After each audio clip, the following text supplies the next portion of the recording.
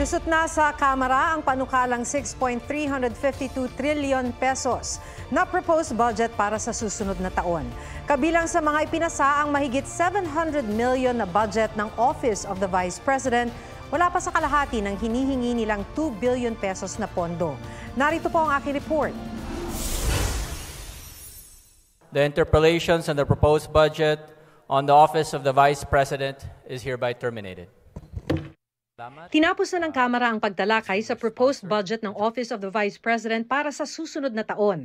733 million pesos ang inaprobahang budget ng OVP batay sa rekomendasyon ng Committee on Appropriations. Ang inalis na pondo mula sa 2 billion pesos na orihinal na hinihingi ng OVP, inilipat sa ibang ahensya. These agencies will be the one to implement this program according, Mr. Chair, to the arrangement and the mechanism that the Office of the Vice President would enter into. Pero panukala ni ACT Teachers Party List Representative Franz Castro, pondo para lang sa sahod ng mga tauhan ng OVP ang dapat ibigay. Malaki pa rin itong 733 million na ilalaan sa budget ng Office of the Vice President. Hindi natin alam kung saan gagamitin, saan ginamit yung yung pondo.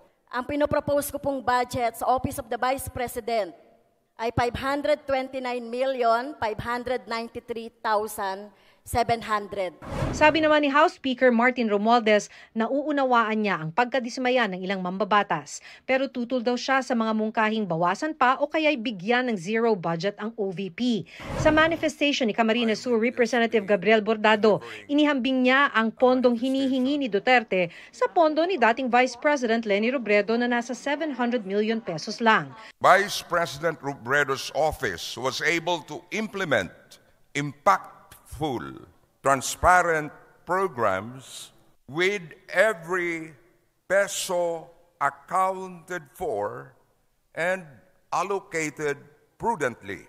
No-show ulit kanina si Duterte o kaya sinong tauhan ng OVP sa pagsalang ng kanilang budget sa plenaryo. Duty ang pagsagot sa tanong sa budget deliberation dahil pera ng taong bayan ang pinag-uusapan dito. Hindi ito choice na pwedeng i-forgo na lang. Inaabandonan na ba niya ang duty niya bilang vice-presidente?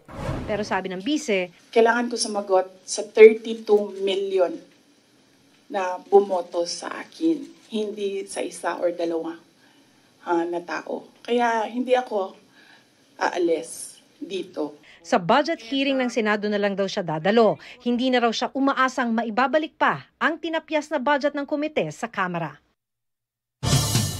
Huwag magpahuli sa mga balitang dapat ninyong malaman. Mag-subscribe sa GMA Integrated News sa YouTube. Sa mga kapuso abroad, subaybayan nyo kami sa GMA Pinoy TV at sa www.gmanews.tv.